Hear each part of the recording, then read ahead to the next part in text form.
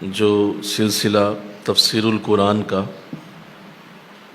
جاری و ساری تھا اور سورہ قصص کی خوبصورت آیات پڑھی جا رہی تھیں، آج سے وہ سلسلہ دوبارہ شروع کیا جاتا ہے اور اس کی پہلی 55 آیات رمضان سے پہلے ہم پڑھ چکے ہیں، اور آج انشاءاللہ العزیز یہ آیت نمبر 56 سے گفتگو دوبارہ شروع ہوگی۔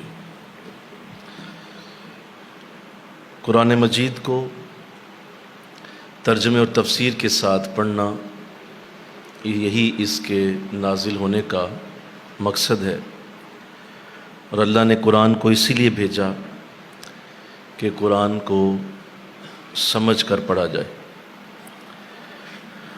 اور اس ضمن میں بہت ساری تاکید قرآن میں کی گئی، بار بار کی گئی، تاکہ لوگ جب بھی اس مقصد کو چھوڑیں تو انہیں دوبارہ قرآن سے یہ یاد آ جائے کہ قرآن کا اصل مقصد کیا ہے۔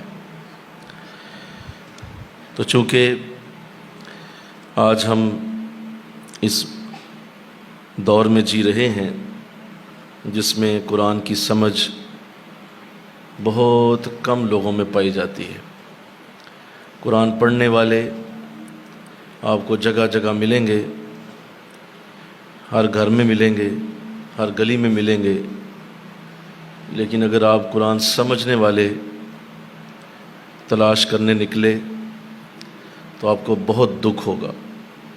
اس لیے میرا مشورہ ہے کہ آپ یہ جرات نہ کیجیے گا، کیونکہ آپ کو بہت تکلیف ہوگی، بہت دکھ ہوگا کہ آپ کو قرآن سمجھنے والا پورے محلے میں نظر نہیں آئے گا، پورے علاقے میں آپ کو کوئی قرآن سمجھنے والا شاید ہی ملے،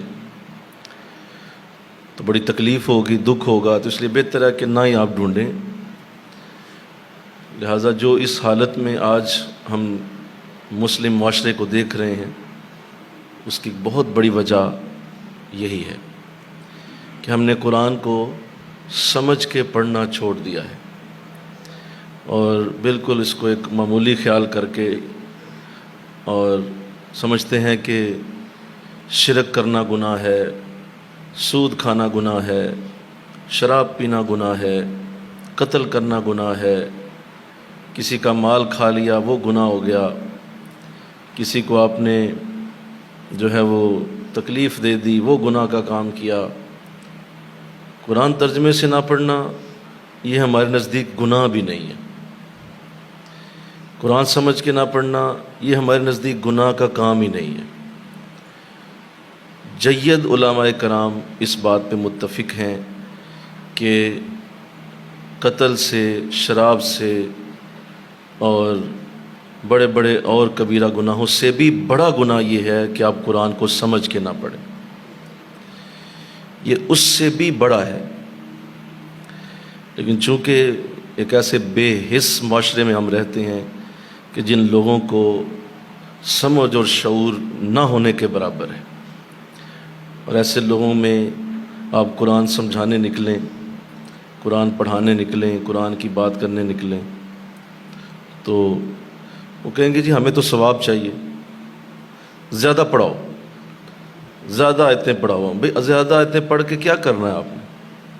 ان آیتوں میں ہے کیا؟ ان آیتوں کا معنی کیا ہے؟ ان آیتوں کا مطلب کیا ہے؟ نہیں، ہمیں بس زیادہ پڑھا دیں آپ۔ ابھی رمضان گزرا، کتنے لوگوں نے دوڑ لگائی ہوگی اور آپس میں باتیں کرتے ہوں گے، کتنے قرآن ختم کیے؟ آپ نے کتنے قرآن ختم کیے؟ نہ کسی آیت کریمہ میں، نہ حضور کی کسی حدیث میں قرآن ختم کرنے کے، دوڑ لگانے کا حکم ہے، کسی جگہ بھی نہیں ہے۔ اور اس کی اتنی محنت کہ ایک پڑھا لکھا شخص بھی، ایک پروفیسر صاحب اس دن مجھے کہہ رہے تھے کہ آج 19واں روزہ ہے تو مجھے بڑی تکلیف ہو رہی ہے۔ میں جی کیوں تکلیف ہو رہی؟ وہ 15 سپارے پڑھ سکا ہوں، بس 4 پیچھے رہ گئے میرے۔ لہٰذا وہ دیکھیں جی یہ تو کیا ہو گیا. میں کہ جی بات صحیح ہے، لیکن یہ بتائیں کیا کسی جگہ قرآن حدیث میں لکھا ہے کہ آپ نے کتنے قرآن رمضان میں پڑھنے ہیں؟ صرف درود شریف کو کثرت سے پڑھنے کا حکم ہے، قرآن کو رک رک کے پڑھنے کا حکم. درود شریف کو ہے کہ زیادہ پڑھیں، آپ پڑھتے رہیں پڑھتے رہیں پڑھتے رہیں، تعداد بڑھائیں تعداد بڑھائیں تعداد بڑھائیں. درود شریف کو کہا کثرت سے پڑھو. قرآن کے لیے کثرت کا حکم ہی نہیں ہے. اچھا جس پہ حکم نہیں ہے اس پہ دوڑ لگائی ہوئی ہے، زور لگ رہا ہے، اس پہ بھاگ رہے ہیں لوگ، حالانکہ پیچھے حکم ہی کوئی نہیں. اور جس پہ حکم ہے اس پہ کوئی بھی نہیں. وہ اگر یہ کہہ دیتے کہ 2 پارے سمجھ کے پڑھ لیے ہیں، 19واں روزہ ہے تو 2 پارے سمجھ کے پڑھے ہیں، دعا کریں 1 آدھ پارہ اور پڑھ لوں، تو خوشی ہوتی. بولو کہ قرآن کے حکم پہ عمل ہو گیا. بولیے کہ عمل ہو گیا. جو قرآن کہہ رہا ہے کہ بھئی میرا حکم یہ ہے، کرنا یہ ہے، تو آپ اپنی مرضی ٹھوکتے جائیں اور اسی کو دین سمجھیں. آپ مرضی آپ اپنی کر رہے ہیں، اپنی مرضی کو دین سمجھا ہوا ہے، اپنی مرضی کو دین بنا کے خوش ہو کے پھر رہے ہیں کہ یہی دین ہے. بھائی آپ کا دین آپ کی مرضی نہیں ہے، وہ آپ کی مرضی نہیں ہے بھائی. وہ جو قرآن یا رسول یا اللہ کی مرضی ہوگی وہ دین ہے. تو مرضی تو یہ تھی کہ رک رک کے پڑھا جاتا، سمجھ کے پڑھا جاتا، دھیان سے پڑھا جاتا، غور کیا جاتا. خیر اس پہ جتنا بھی دکھ تکلیف ہو کم ہے، لوگ اسی طرح ہیں. اور شاید یہ اس امت کی تکلیف ہے، اس امت کے لیے بہت بڑا یہ ایک تجربہ اور آزمائش ہے جس میں ہم مبتلا ہیں. اللہ آپ کو توفیق دے. انشاءاللہ کہیے، سارے کہیے اور صحیح کہیے. توفیق آپ کو ملے قرآن کو سمجھ کے پڑھنے کی. اور انشاءاللہ اگلی بار کچھ تراویحوں میں بھی ہم انداز بدلیں گے، اگلی بار اور بہتر کریں گے انشاءاللہ، تاکہ تراویحیں بھی کچھ اور انداز سے پڑھائی جائیں یہاں پہ انشاءاللہ. کہ تراویح سے پہلے 10 منٹ میں جو ہمارے ساتھی ہوں گے وہ پہلے بتائیں گے کہ آج ان 20 تراویحوں میں کیا پڑھا جائے گا. پہلے سمجھا دیا جائے گا بھئی ان 20 تراویحوں میں یہ پڑھنے والے ہیں ہم، یہ بات ہوگی، تاکہ جب وہ قرآن کی آیات سنیں تو یاد آ جائے کہ ابھی بتا کے گئے ہیں کہ یہ سلیمان علیہ السلام کی بات ہو رہی ہے، تو واقعی آ رہی ہے تو بات وہی ہو رہی ہے. تو توجہ رہے کہ قرآن سمجھ آ رہا ہے، اچھا کیا پڑھا جا رہا ہے آگے. کیونکہ ابھی بتایا گیا تھا کہ چیونٹی کا واقعہ آئے گا، تو وہ چیونٹی والا واقعہ واقعی آ گیا ہے، سلیمان علیہ السلام کی بات بھی آ گئی. اتنی عقل تو ہوتی ہے نا کہ انسان الفاظ کو میچ کر جاتا ہے، جس طرح قرآن کے الفاظ ہیں ایسے ہی. تو انشاءاللہ اس طرح اور بھی انداز ہوں گے، تو اللہ توفیق دے. آج انشاءاللہ اگلی آیات ہیں سورہ قصص کی، آیت نمبر 56 سے ہم شروع کریں گے، اور اس کی 3 آیتیں آج پڑھی جائیں گی انشاءاللہ. بسم اللہ الرحمن الرحیم.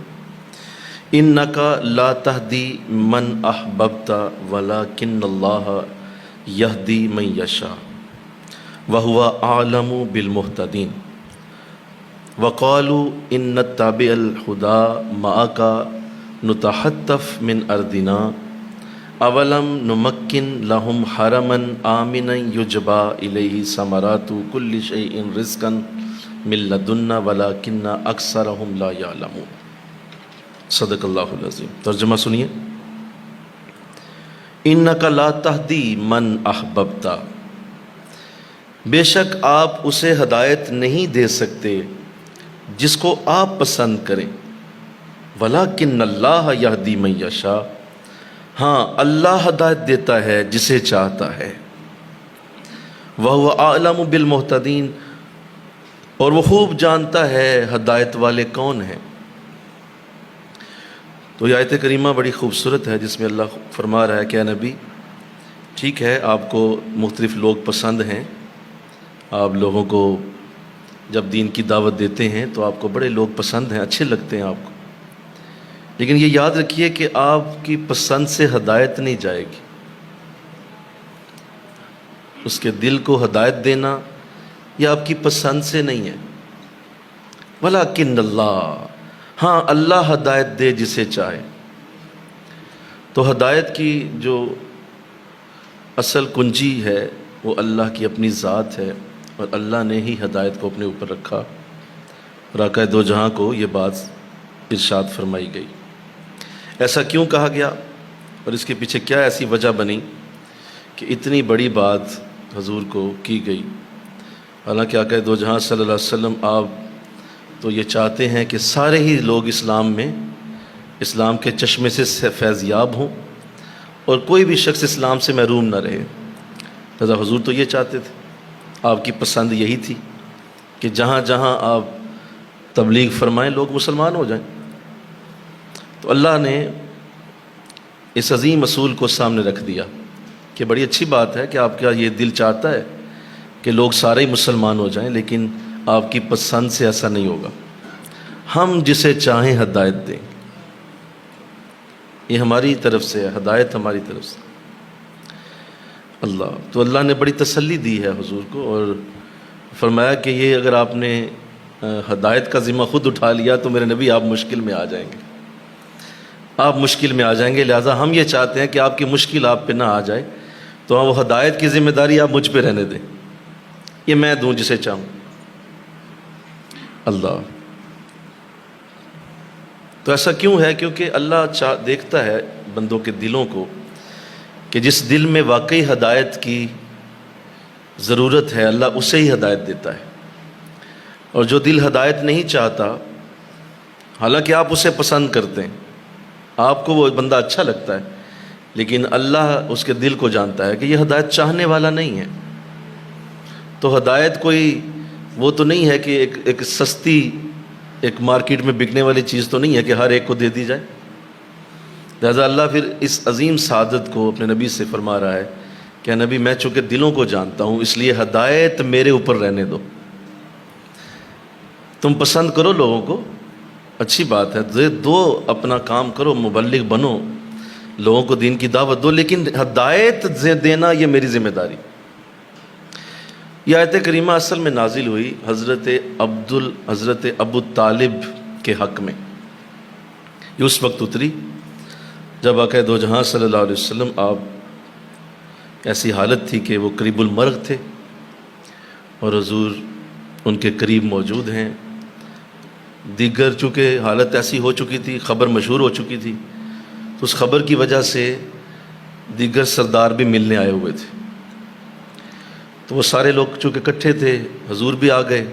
اب آپ کو علم ہو گیا کہ اب یہ معاملہ آخر تک چلا گیا ہے، تو حضور خود قریب گئے اور فرمایا چچا میں تمہیں ایمان لانے کی دعوت دیتا ہوں، جو میں لے کے آیا ہوں اسے قبول کرو۔ حضور نے ایمان لانے کی دعوت دی۔ اب یہ جو قریب کھڑے تھے انہوں نے فوراً اپنا وار کیا، انہوں نے کہا ابو طالب اب تو موت کے ڈر سے کیا ایمان لے آئے گا؟ کیا اپنے بڑوں کا مذہب چھوڑ دے گا؟ اب حضور نے فرمایا چچا ان کی بات نہ سنو، ان کی بات نہ سنو، جو میں کہہ رہا ہوں وہ سنو، دھیان کرو، اور جو میں کلمہ دے رہا ہوں اسے پڑھو۔ اب یہ باتیں جا رہی ہیں، اب حضور بار بار اپنی طرف خیال کروا رہے ہیں، وہ بار بار اپنی طرف کروا رہے ہیں۔ اب اسی اثناء میں جو معاملہ پیش آیا اس میں پھر متعدد روایات ہیں۔ بعض روایات میں ہے کہ آپ نے زیر لب کلمہ پڑھا اور آواز نہیں آئی، بعض روایات میں یہ ہے، مستند ہے وہ بھی روایت، کہ نہیں آپ نے کہا کہ میں اپنے عبد المطلب کے ہی دین پہ ہوں، اور آپ دنیا سے تشریف لے گئے، وصال ہو گیا۔ تو آقا دو جہاں صلی اللہ علیہ وسلم کو اس بات کا بڑا رنج تھا، بہت تکلیف تھی، بہت افسوس تھا، کیونکہ آپ کے چچا نے آپ کے ساتھ بڑی محبت فرمائی ہے۔ سیدنا ابو طالب کی تعریفوں کے اگر القاب کھولے جائیں تو شاید وقت کم پڑے۔ خود حضور کا نکاح پڑھانا، سب سے پہلا نکاح آپ نے پڑھایا ہوا ہے، اور پھر جس طرح سے آپ نے آپ کی محبت کے ساتھ آپ کی پرورش فرمائی ہے، وہ ایک بے مثال آپ کی زندگی کا معاملہ ہے، بڑی محبت کی۔ اور پھر آپ ہی کی وجہ سے اور آپ کے رتبے اور مقام کی وجہ سے حضور مکے میں آزادانہ پھرتے تھے، کسی کی جرت نہیں ہوتی تھی کہ وہ آپ کو کوئی ایسا معاملہ کر سکے، کیونکہ ابو طالب ایک بڑا نام تھا، تو آپ کی سپورٹ کی وجہ سے حضور تبلیغ کر لیتے تھے، بہت محبت فرمائی۔ لیکن صاحب ابن کثیر انہوں نے ایک بڑا عجیب جملہ لکھا ہے.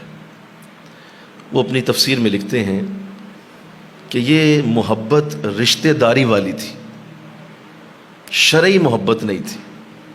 بولیے جی، دو محبتیں، ایک ہوتی ہے رشتے والی محبت، جس طرح نوح علیہ السلام کو اپنے بیٹے سے تھی، حالانکہ وہ مسلمان نہیں تھا اور آپ نے اسے کہا بھی کہ تو ایمان لے آ، لیکن وہ نہیں لایا تو آپ نے اس کے لیے پھر دعا بھی کی کہ مولا میرا بیٹا ہے مر نہ جائے.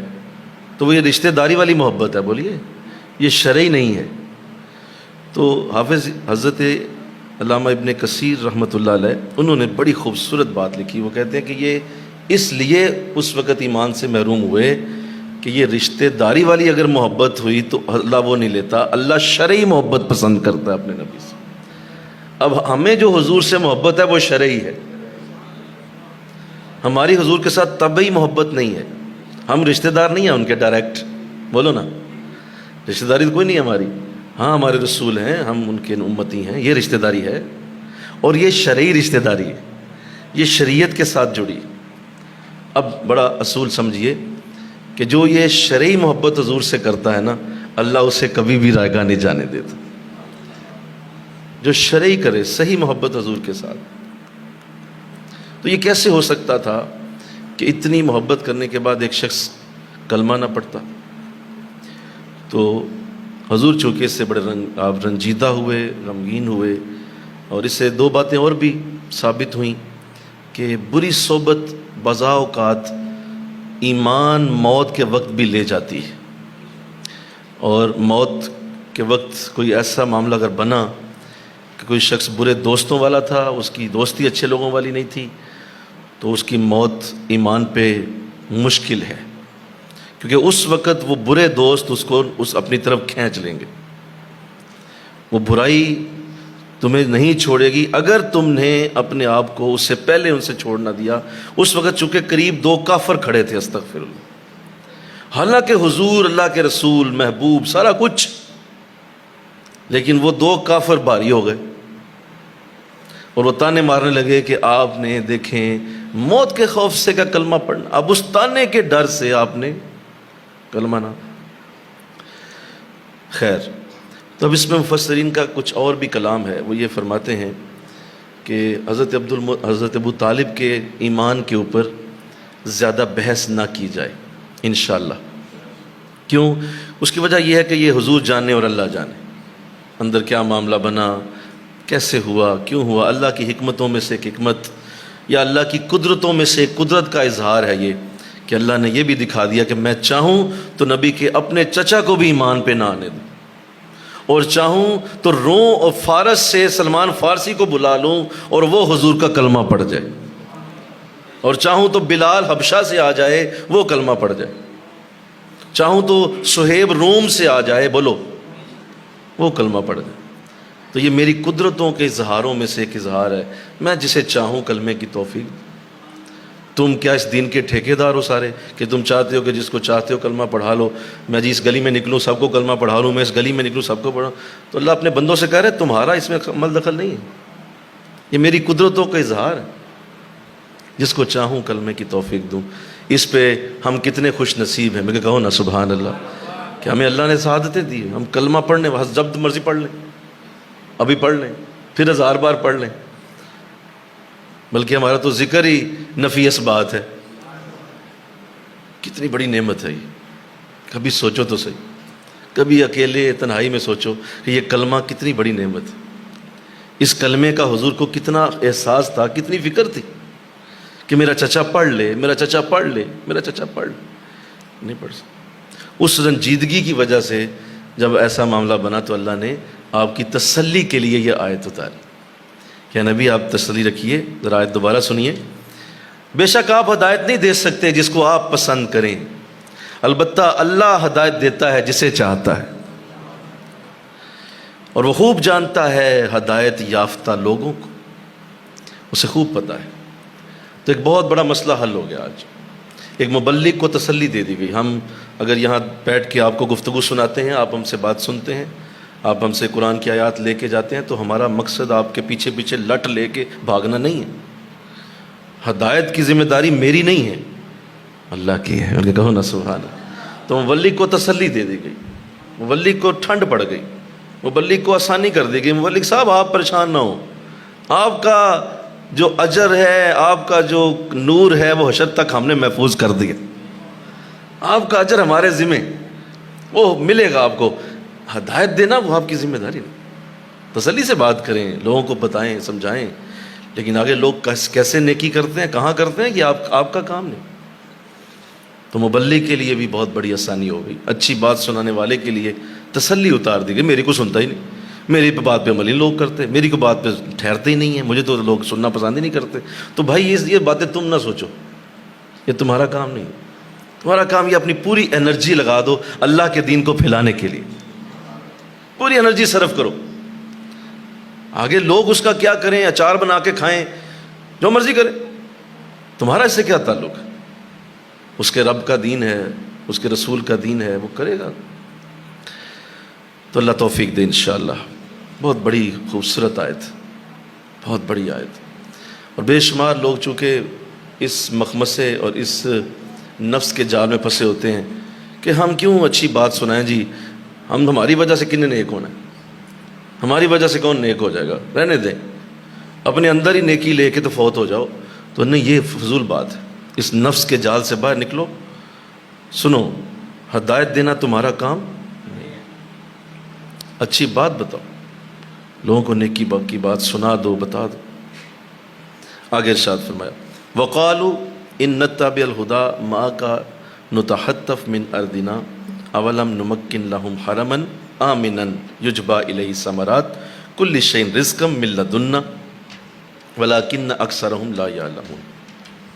اور انہوں نے کہا کہ اگر ہم ہدایت میں آ گئے، آپ کی میت میں آ گئے، تو ہمارے ملک سے ہمیں اچک لیا جائے گا۔ تو انہیں بتائیے کہ کیا ہم نے انہیں حرم میں نہیں بسایا جو امن والا ہے، کھنچتے چلے آتے ہیں ہر قسم کے پھل اس کی طرف، یہ رزق ہے ہماری طرف سے، لیکن ان کی اکثریت نہیں جانتے۔ تو یہ اللہ اب حرم والوں کو مخاطب ہو رہا ہے۔ حضور جب اپنا ایمان کا اعلان لوگوں میں جا کرتے، قبائل میں جاتے اور انہیں کہتے کہ آپ کلمہ پڑھیں، ہمارا دین قبول کریں، تو چونکہ قرآن کو رد یہ کر نہیں سکتے تھے، حضور کی ذات کے اوپر بات کرنا ممکن نہیں تھا، تو دونوں چیزیں یہ تو پہلے ان کے ہاتھوں سے جا چکی تھی۔ یعنی قرآن کے اوپر تو سوال ہی پیدا نہیں ہوتا تھا کہ کوئی آ کے قرآن کو جواب دیتا، قرآن کا کوئی جواب نہیں تھا۔ حضور کی سیرت کے آگے کہ یہ بول نہیں سکتے تھے، آپ صادق اور امین تو پہلے ہی مشہور تھے، تو لہذا دونوں طرف سے اب راستہ چونکہ بند تھا، قرآن کو جھٹلانا ممکن نہیں، حضور کی شاندار شخصیت کا انکار ممکن نہیں تھا۔ تو اب ایک اور ان ظالموں نے حل نکالا کہ یوں کریں کہ ایک اور انداز بنا لیں جس سے ہم انکار کریں اس دین کا۔ کیا ہے وہ الفاظ اللہ نے قرآن میں درج کر دیے کہ یہ آپ سے یہ کہتے ہیں کہ اگر ہم نے آپ کا دین قبول کیا تو یہ جو مکے والے سردار ہیں یہ ہمیں آ کے اچک کے لے جائیں گے۔ انہیں پتہ چلا کہ ہم نے آپ کا دین قبول کیا ہے تو ہمارا قبیلہ برباد ہو جائے گا، ہمارے گھر برباد ہو جائیں گے، ہماری روٹی روزی بند ہو جائے گی۔ کیونکہ یہ سارے ذمہ داری، روٹی پانی اور سارا جو معیشت کا دار و مدار ہے وہ مکے کے سرداروں کے اوپر ہے۔ تو اس لیے ہم تو جناب معافی چاہتے ہیں، ہم آپ کا کلمہ نہیں پڑھ سکتے، اس لیے کہ ہماری معیشت اور ہمارا جو یہ سارا نظام ہے یہ سارے کا سارا خراب ہوگا آپ کا کلمہ پڑھنے کے بعد۔ استغفر اللہ۔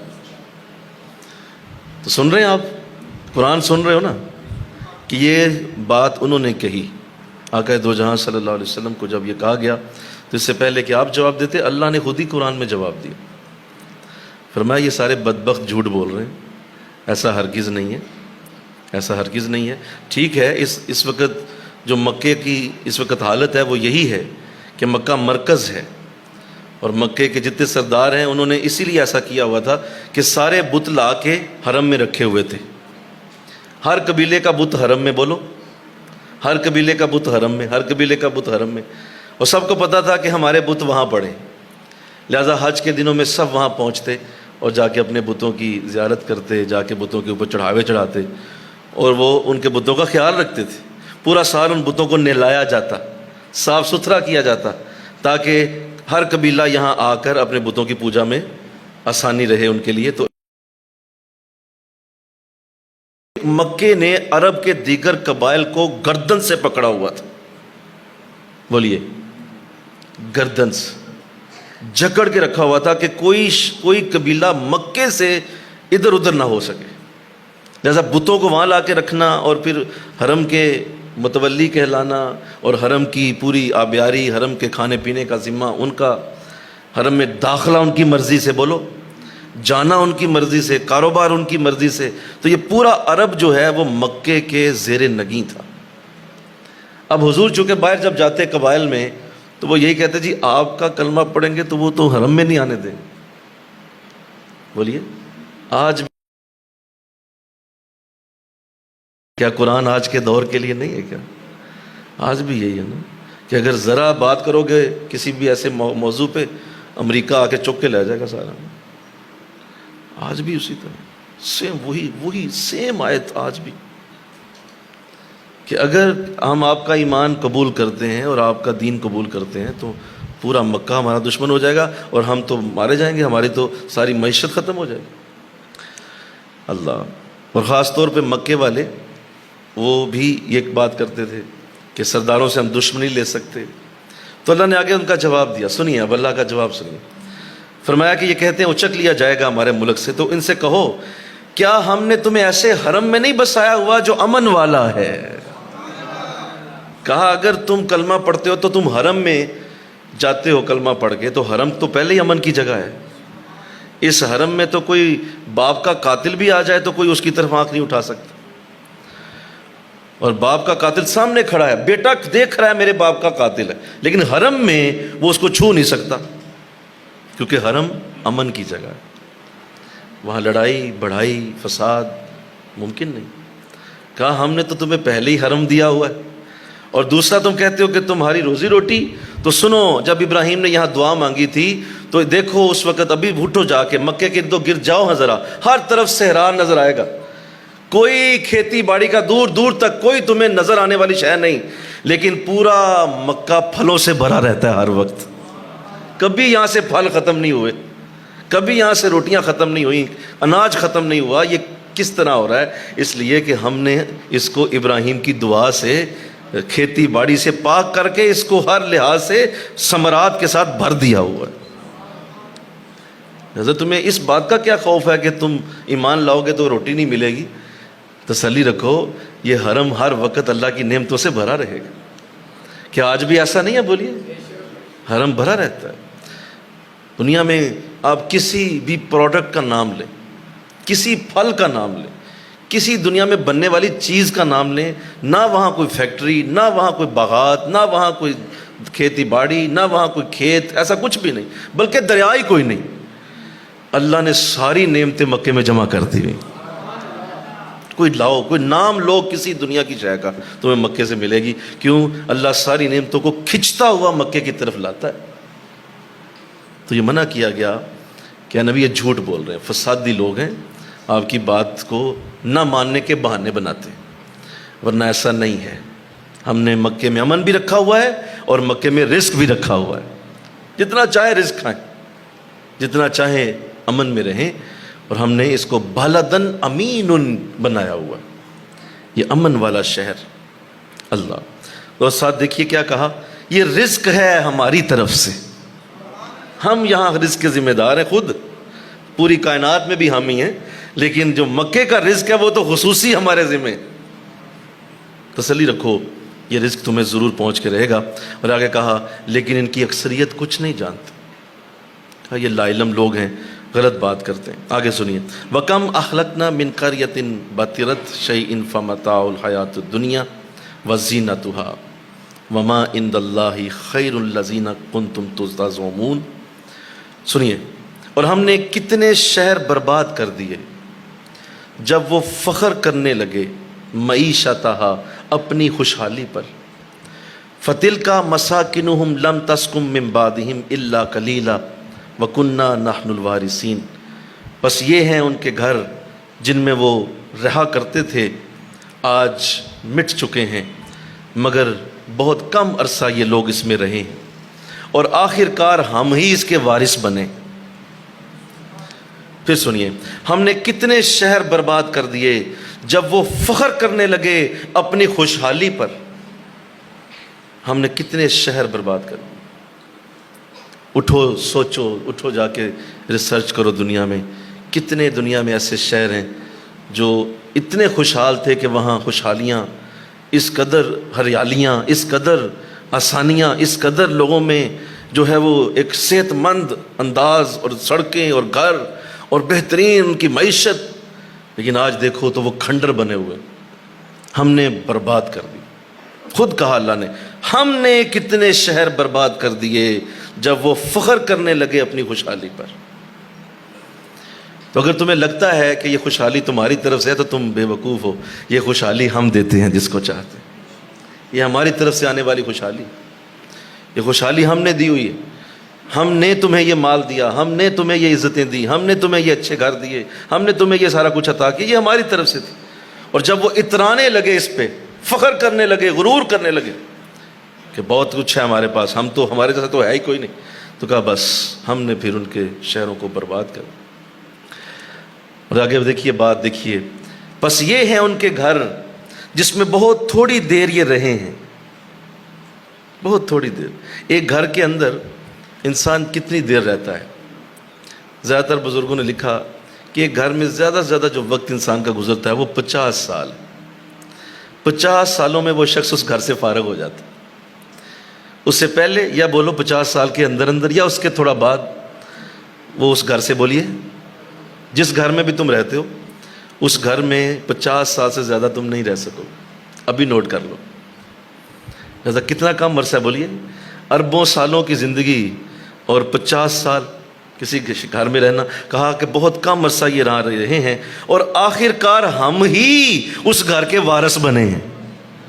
یعنی وہ جو کھنڈر ہے وہ کس کا ہے؟ وہ رب کا ہے۔ آئے کیا بات! حضرت سلیمان علیہ السلام، ایک دن آپ نے الو کو بلا لیا، کیونکہ آپ پرندوں کی بولیاں جانتے تھے، تو اس کو پوچھا، اس نے کہا میں نے دیکھا ہے تجھے کہ تو اناج نہیں کھاتا، باقی چیزیں کھا لیتا ہے، اناج تم استعمال نہیں کرتے۔ تو اس نے کہا حضور آپ کو پتہ ہے نا، آدم نے اناج ہی تو کھایا تھا۔ تو اللہ نے کتنی بڑی آزمائش میں ڈالا، میں اناج ہی نہیں کھاتا۔ کہا اچھا، پھر یہ بھی میں نے دیکھا ہے کہ تو پانی بہت کم پیتا ہے، تیرے اندر پانی بھی بہت کم پینے کی عادت ہے، اس کی کیا وجہ؟ کہا آپ حضور آپ جانتے تو ہیں کہ نوح علیہ السلام کی کشتی پانی نہیں تو ڈبوئی، پانی، ان کی قوم پانی میں ہی تو ڈوبی تھی، تو میں تو بھائی پانی سے ڈرتا ہوں۔ کہا اچھا چلو یہ بھی ہو گیا، اچھا یہ بتاؤ تو آبادیوں میں کیوں نہیں رہتا؟ تو ویرانوں میں رہتا ہے، جہاں کھنڈرات ہوتے ہیں، جہاں جنگل ہوتا ہے، دور رہتا ہے، آبادی میں تو نظر نہیں آتا مجھے۔ تو بڑے پیاری بات کی جو قرآن کہہ رہا ہے کہ حضور کیا آپ نے قرآن میں پڑھا نہیں کہ جب کوئی چیز کھنڈر ہو جائے تو اللہ فرما رہا ہے میں ہی تو اس جگہ کا وارث ہوں، تو میں اللہ کی وراثت کی جگہ پہ کیوں نہ رہوں جو اللہ کی وراثت کے اندر ہے۔ آئے ہم وارث بنے اس جگہ کے، وہ کھنڈر اب ہمارا ہے۔ اس سے پہلے تم مکانوں کو سمجھتے تمہارے تھے، کہا اب نکال کے تمہیں وہ جگہ پھر ہماری ہے۔ آئے ان کے کہو نا سبحان اللہ، تمہیں مار کے ختم کر کے وہ جگہ بولو، سارے بول دو، پھر ہماری ہو گئی ہے۔ تم نے اس پہ اپنی اسٹامپ پیپر لگایا ہوا تھا نا، تم نے ٹھپا مارا ہوا تھا، یہ جائیداد ہے میری، یہ کنال کا پلاٹ میرا ہے، یہ کنال کی کوٹھی میری ہے، یہ تو ٹھپے لگاتے ہو نا۔ سنو ہم وارث ہیں، وہ ساری وراثت ہمارے پاس۔ کتنی عظیم آیت ہے یہ، کتنی عظیم آیت ہے کہ ہم نے برباد کر دی۔ اگر اتراؤ، اچھا اسی چیز کو اپنے گھروں میں لاؤ۔ یہ تو اللہ نے شہر کی بات کی، وہ گھر جس میں اللہ لوگوں کی خوشحالی لائے، جس گھر میں اللہ لوگوں کو خوشحال کرے، اچھے کھانے کو ملیں، رہنے کو، سہنے کو اچھے بستر ملیں، بہترین تمہاری آرائش ہو، صاف ستھرا گھر ہو۔ اور اگر تم نے اس خوشحالی پہ ذرا سی یہ بات جس دن کر دی نا کہ مجھے کیا ضرورت اب نماز روزے کی، میں تو خود ہی بڑا چیز ہو چکا، میں تو خود ہی بہت بڑا ہو چکا، یہ دیکھو کتنی خوشحالی ہے، کہا اسی دن حضرت صاحب ضیاء القرآن لکھتے ہیں اسی دن اس گھر کے کھنڈر بننے کا آغاز ہو گیا. اب اللہ اسے کھنڈرات میں بدلے گا. کیوں؟ اللہ اپنی وراثت واپس لے گا وہاں سے. میں کہا سبحان اللہ. بولیے. کسی نے اس وراثت کے اوپر اپنا حق جتایا, کسی نے اس وراثت کے اوپر یہ بات کر دی کہ یہ میری جائیداد ہے. جس دن یہ بات کر دی, صاحب ضیاء القرآن کہتے ہیں اسی لمحے اللہ اس جگہ سے اس شخص کا قبضہ اٹھانا شروع کر دیتا. اس کی اولاد بڑا ہوتی ہے, اٹھا کے باہر پھینکے گی اسے. اس کے قریب رشتہ دار آ جائیں گے, جائیداد سے اٹھا کے باہر پھینک دیں گے اسے. لہٰذا کبھی یہ دعویٰ نہ کرنا. انشاءاللہ بولو نا صاحب, تربیت ہو رہی ہے تمہاری ذہنی, بولو نا. یہ دعوے نہ کرنا یہ زمین میری ہے, زمین اللہ کی. بولو نا, یہ اللہ کی زمینیں ہیں, یہ گھر اس کے ہیں, یہ اللہ نے ہمیں کرائے پہ دیے ہوئے ہیں. ہائے, ہم کرائے پہ رہتے ہیں, ہم کرائے دار ہیں اس زمین کے. یہ جتانا چھوڑ دو. میں بڑی محنت سے جائیداد بنائی ہے, میں نے بڑی محنت سے دکانیں بنائی, بڑی محنت سے پلازا بنایا, یہ چھوڑ دو باتیں کرنا. جس نے ایسے جملے بولے اسی دن اللہ فرما رہا ہے ہم کھنڈرات میں بدل دیں گے. تھوڑی دیر کے لیے تمہیں وہ قبضہ ملے گا, اس کے بعد تمہارا قبضہ ختم ہو جائے. اور اگر اللہ کی زمین کو اس کے سجدوں سے آباد کرو گے, مل کے کہو سبحان اللہ, تو ہم تمہیں اسی زمین میں قبر عطا کریں گے. اور اس زمین پہ تمہارا ایسا قبضہ ہوگا 968 سالوں سے داتا صاحب کو کوئی وہاں سے نکال نہیں سکا. بولو نا بھائی, نہیں سمجھے؟ اگر کسی زمین پہ اللہ کا نظام قائم کرو گے تو اللہ وہ زمین تمہارے نام کر دے گا. لاؤ کوئی بڑے سے بڑا حکمران جو داتا صاحب کی جگہ خالی کرا کے سکھائے. کوئی کرینے لائے اور لا کے اس کو رکھے نا کہ میں بڑا حکمران ہوں, میں یہاں پہ پلازا بنانا چاہتا ہوں. لائے کوئی ایسا حکمران, 968 سالوں میں نہیں آیا, 9000 سالوں میں بھی نہیں آئے گا.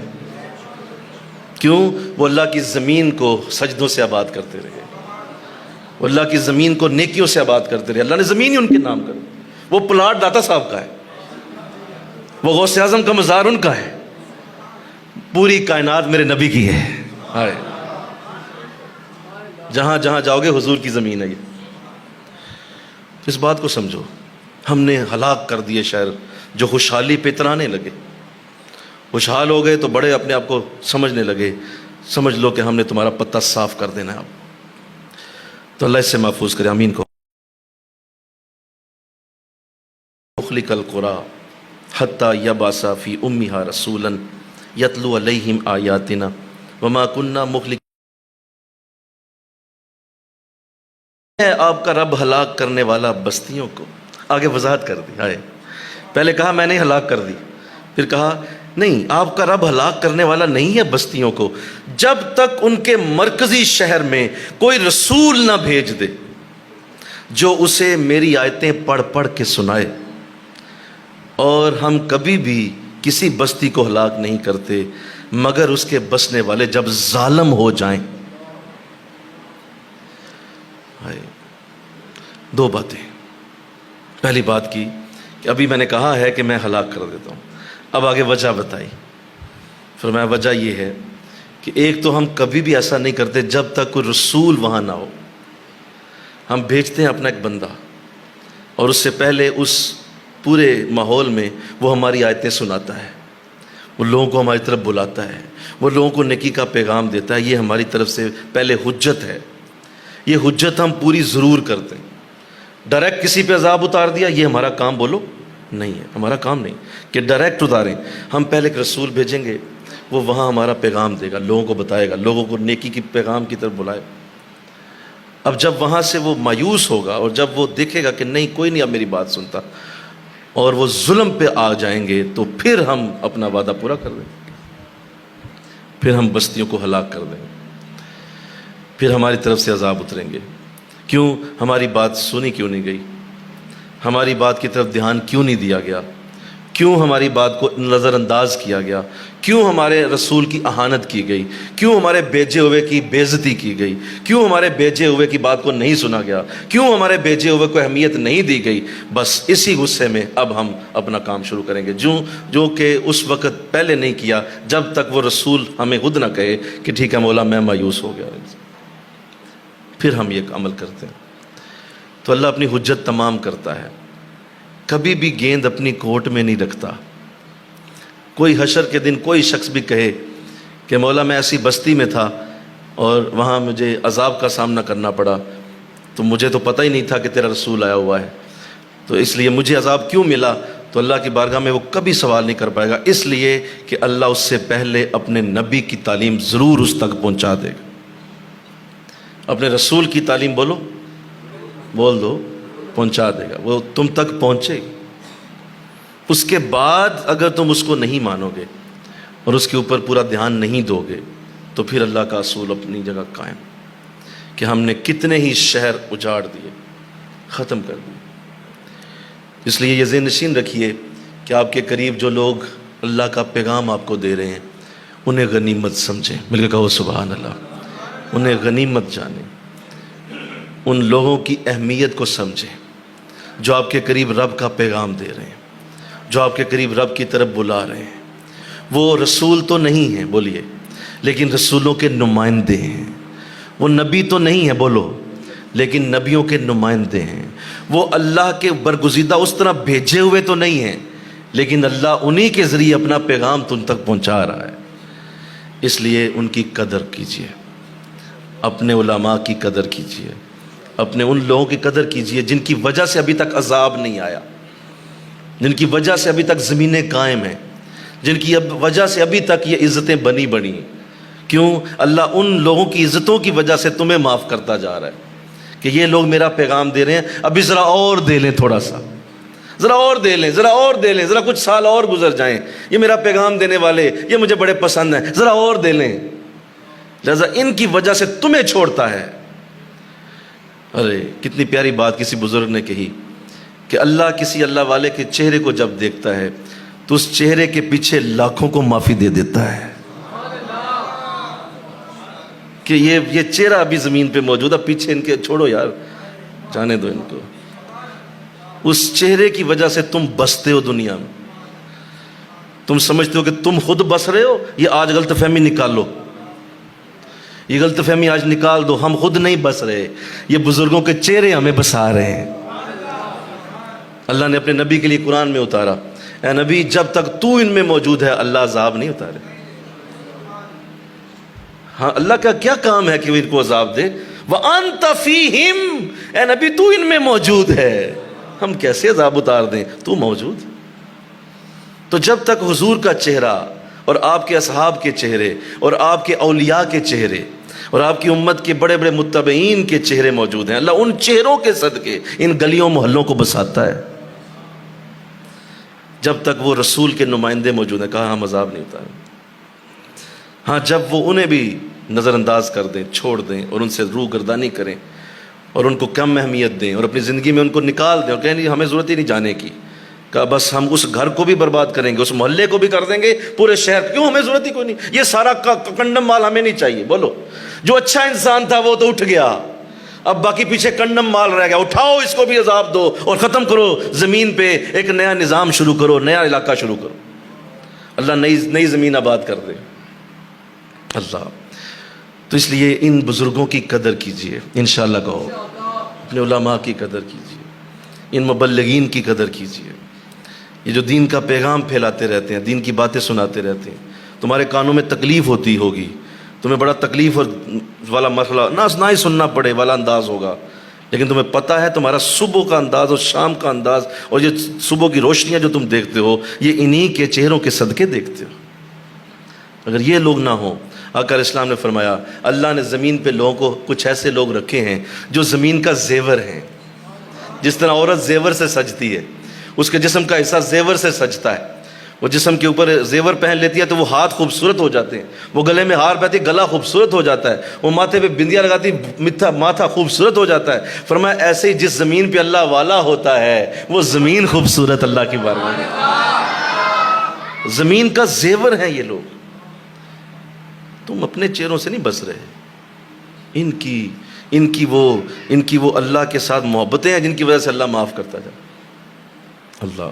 تو فرمایا آپ کا رب ہلاک کرنے والا نہیں ہے بستیوں کو یہاں تک کہ ان کے مرکزی شہر میں کوئی رسول بھیج دے جو وہاں کے رہنے والوں کو ہماری آیتیں پڑھ کے سنائے، اور ہم نہیں ہلاک کریں گے بستی، پھر دو بار کہا ہم نہیں ہلاک کریں گے بستیوں کو مگر جب تک وہ لوگ ظالم نہ ہو جائیں،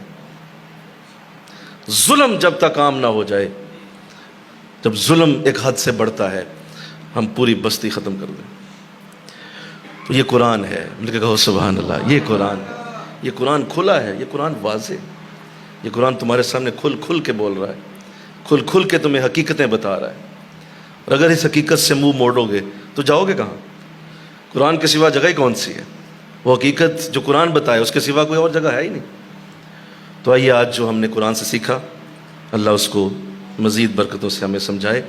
پہلی بات یہ کی گئی کہ اللہ نے فرمایا کہ نبی آپ خود ہدایت نہیں دے سکتے, جس کو آپ پسند کریں اللہ ہدایت دیتا ہے. اس ضمن میں حضرت ابو طالب کا ایمان کا معاملہ میں نے آپ کے سامنے رکھا ہے جو آپ نے سنا ہے. اس کے بعد اللہ نے ایک بہت بڑا جو بہانہ ہے کفار کا اس وقت جو یہ کیا کرتے تھے آج بھی, اس سے ہمارے آج کے دور کا بھی سامنے معاملہ آ گیا. یعنی کہا تو انہی کی بات کو, لیکن آج کے دور کے اوپر بھی فٹ ہو گئی. بولو نا, کہ کہتے ہیں کہ ہماری معیشت ختم ہو جائے گی اگر ہم نے آپ پہ ایمان لایا. تو اللہ فرما رہا ہے معیشت کیسے ختم ہوگی؟ ہم نے مکے کو حرم بنایا اور امن کا شہر بنایا اور سارے پھلوں کی کثرت مکے کو عطا کر دی. یہ کیسے ہو سکتا ہے؟ تو کہا یہ جھوٹ بولتے ہیں, ایسا بہانہ غلط کرتے ہیں, ایسا نہیں. پھر فرمایا کتنے شہر ہم نے برباد کر دیے جب وہ فخر کرنے لگے اپنی خوشحالی پر, اور وہ بڑی تھوڑی دیر اپنے گھروں میں رہے ہیں اور آخر ہم ہی اس جگہ کے وارث بنے.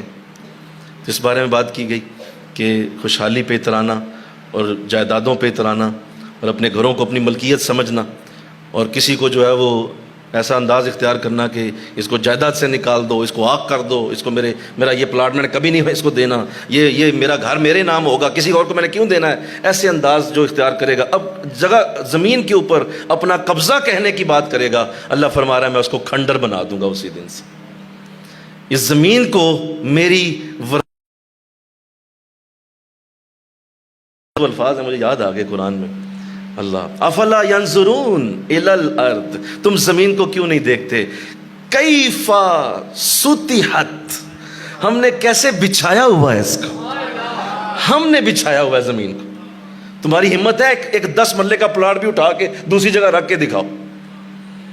ہم نے زمین بچھائی ہوئی ہے, ہم مالک ہیں, تم کیوں اس پہ اپنی وراثت کا اظہار کرتے ہو؟ ایسا نہ کہو, بس کہو کہ اللہ نے مجھے امانت دی ہوئی ہے. کہو نا سبحان اللہ, یہ میرے پاس امانت ہے, آگے میرے بچوں میں تقسیم ہو جائے گی, لے لو بھائی, تمہاری ہے, لے لو, میری نہیں. اور اگر ایسا انداز اختیار کیا اللہ فرما رہا ہے ہم آباد کریں گے. اور آخری آیت میں بڑا واضح کہا گیا کہ ہم ہلاک کر دیتے ہیں بستیوں کو, لیکن اگر وہ رسول موجود ہو, وہ نمائندہ موجود ہو, تو ہم اس وقت تک نہیں ہلاک کریں گے. ہاں وہ جب وہ چلا جائے اور اس کی احانت کی جائے, اس کے بعد ظلم شروع ہوتا ہے, اور پھر جب ظلم شروع ہو تو ہم بستیوں کو ہلاک کر دیں گے. اللہ مجھے آپ کو قرآن کی اصل تعلیم سمجھنے کی توفیق عطا فرمائے. وما علینا الا البلاغ.